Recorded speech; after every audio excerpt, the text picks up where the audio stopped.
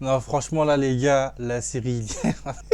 non, la série, elle me fait des blagues. La série me fait des blagues. Gros, en fait, c'est pas normal. Déjà que je commence une critique comme ça, directement, en fait, je pense à des choses négatives. En fait, j'ai envie de penser au positif. Et comment penser au positif quand le début de saison de One Punch Man, c'est ça. Et c'est là, en fait, que ça me fait juste penser à l'archétype de l'épisode d'Invincible, où littéralement, on nous dit, on nous explique comment gagner du temps et de l'argent sur de l'animation. Avec les plans qui bougent, où tu vois personne qui bouge, la bouche qui parle, mais la bouche qui ne bouge pas.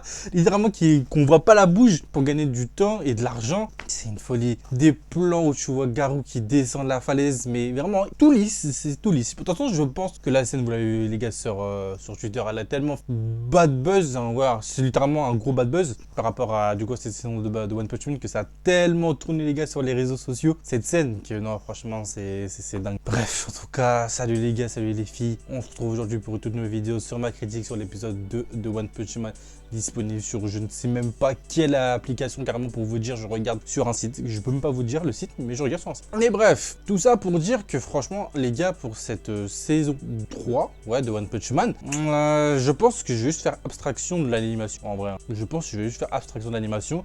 Je vais vraiment plus me concentrer sur l'histoire de ce que ça raconte. Est-ce que pour l'instant on est sur une bonne histoire ou pas? Donc voilà, je pense qu'on va parler de ça. Donc du coup, on va commencer avec du coup les humains qui littéralement en train de révolter dans la rue et tout, parce que du coup les monstres sont en train de prendre du terrain et ils sont presque en train de gagner du coup à la place des héros. Et tu vois du coup des humains qui sont prêts à donner en sacrifice d'autres humains pour des monstres, tu vois. Et c'est à ce moment-là en fait je me dis que du coup, bah, littéralement, c'est quoi ce bordel en fait, voilà. C'est quoi ce bordel? C'est quoi ce plan de con en fait? Est-ce que tu crois que toi, si tu donnes un sacrifice, ils vont pas te tuer? C'est juste ce point-là, ça va devenir qu'est-ce qu'il me raconte, tu vois? Qu'est-ce qu'il me raconte? Mais bref, il y a le bon vieux Garou du coup qui va venir en aide du coup à cet homme-là. Mais c'est pas le seul parce que littéralement dans cet épisode, le frérot, littéralement, il veut se faire passer pour un monstre, mais c'est un justicier. Entre l'enfant qui sauve, le mec du début qui sauve, le mec du restaurant qui sauve. Le seul truc vraiment où je me dis c'est pas bien qu'il a fait, c'est de partir du restaurant au pays. Et c'est le seul truc. Et encore, même Saitama l'a fait. Donc vraiment, ça c'est... Voilà quoi. Donc tout ça, en vrai, pour vous dire que pour l'instant, Garou, je vois exactement où l'auteur veut nous mener. Ok, c'est pas fondamentalement quelqu'un de méchant, mais qui veut aussi se faire passer... En fait, il aura cette part de méchanceté, mais aussi d'humanité. Et je sais pas comment exactement l'auteur veut le montrer, même si je pense que durant la série, il va commencer à augmenter en termes de puissance et en termes peut-être de méchanceté. Après, à voir c'est quel genre de méchanceté que l'auteur va nous montrer. Et franchement, pour le coup, ça, je suis vraiment pressé de le voir. Vraiment, comment ça va rendre à l'écran, comment ça va être du coup l'affrontement entre Saitama et Garou dans le futur. Parce que c'est sûr, il y aura un affrontement dans le futur quand Garou sera vraiment step up de fou. Parce que là, de toute façon, on le voit, Saitama est vraiment trop boosté, les gars. En un coup de poing. De toute façon, c'est ça le nom de la série, c'est One Punch Man. Mais je pense qu'il y aura un moment quand même dans la série où Saitama sera mis en difficulté, parce que sinon ça n'a pas trop d'intérêt. Même si on le sent et on le voit que dans cet épisode, il y a plus cet aspect comédie, où du coup tu as Saitama qui a littéralement oublié son portefeuille, et que littéralement il se demande mais comment je vais payer, je peux pas l'appeler Gero, c'est tout. Et que du coup il y a Fubuki, je crois que ça s'appelle comme ça, qui débarque et tout, pour encore essayer de le recruter. Sauf que du coup lui il va la berner, et du coup il va lui dire de payer l'addition parce qu'elle a graillé une frite. Tu vois, c'est des petits trucs comme ça qui sont drôles aussi, avec la musique qui dit qu'il y a beaucoup de gens qui sont là pour voler et tout, et qui partent sans payer. Tu vois, il y a plein de running gags comme ça où franchement, tu vois, c'est drôle. Malgré l'animation, c'est pas une dinguerie. Franchement, faut le dire, c'est drôle, tu vois. Mais bref, avant de revenir à Garou, et j'avais aussi envie de revenir à plein de trucs en fait, qui me saoulent dans cet épisode, et même dans l'épisode d'avant, c'est ces moments-là. En fait, je sais pas pourquoi, je sais pas c'est quoi leur problème. Peut-être que dans le manga, il y a un truc qui fait que c'est toi comme ça, ou j'en sais rien. Mais pourquoi des couleurs comme ça pour des moments assez spéciaux, tu vois? Que ce soit par rapport à elle ou par rapport à lui, t'as plein de moments comme ça. Et moi, franchement, ça me dérange. Je me dis, mais pourquoi faire, tu vois? C'est bizarre.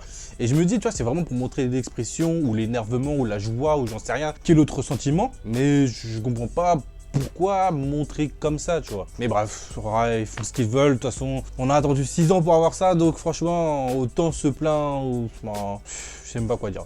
Vraiment, en fait j'allais me plaindre, mais je me plains depuis 2 épisodes maintenant, donc se plaindre pour se plaindre, ça changera rien, frère. Pour revenir à Garou, il faut revenir à tout son développement de personnage, auquel là du coup il va venir en aide à un enfant qui subit du harcèlement dans la rue, et aussi le fait qu'il va aider cet enfant. Surtout lui dire de littéralement s'enfuir, parce qu'il y aura un tueur d'enfant du nom de Sekatori qui voudra du coup le tuer. cet enfant. Et Garou, du coup, qui va le venir en aide. Mais du coup, on comprend aussi que dans cette histoire-là, c'est une histoire en vrai de, si je peux dire ça en vrai, de complot. Ouais, de comploter contre Garou. Dans le fait, pour savoir si vraiment il a sa place du côté des méchants, auquel du coup on va comprendre que l'un des chefs de l'organisation veut faire de Garou l'un des boss, comme du coup le monstre que je vous ai montré dans l'épisode précédent. Mais avant ça, il faut qu'il passe un test. Et du coup dans ce test-là, c'est de savoir si vraiment il est apte ou pas à les rejoindre. Et du coup, tu as ce combat-là qui va sûrement avoir lieu du coup dans l'épisode prochain, où du coup il y a Sekatori qui dit à Garou que littéralement, ça fait depuis un bon bout de temps qu'il le suit et tout, qu'il a littéralement vu en train de sauver l'enfant. Du coup, il doute de lui, de son côté monstrueux. Et du coup, depuis le début, en fait, moi, c'est un truc qui me saoulait, juste pas par rapport à Garou, mais par rapport du coup à l'enfant, auquel Garou il dit, mais putain, barre-toi.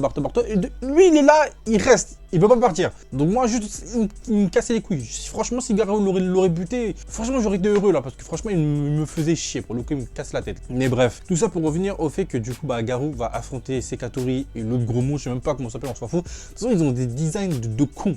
En fait, des designs de cons, donc on ne peut pas les prendre au sérieux, sincèrement. Et bref, tout ça pour dire que pour le coup, là, on va voir en vrai qu'est-ce qui va se passer avec le fait que Garou, je suppose qu'il va sûrement gagner. Et en plus, si je dis pas de conneries, quand Garou subit des gros dégâts, il gagne en puissance.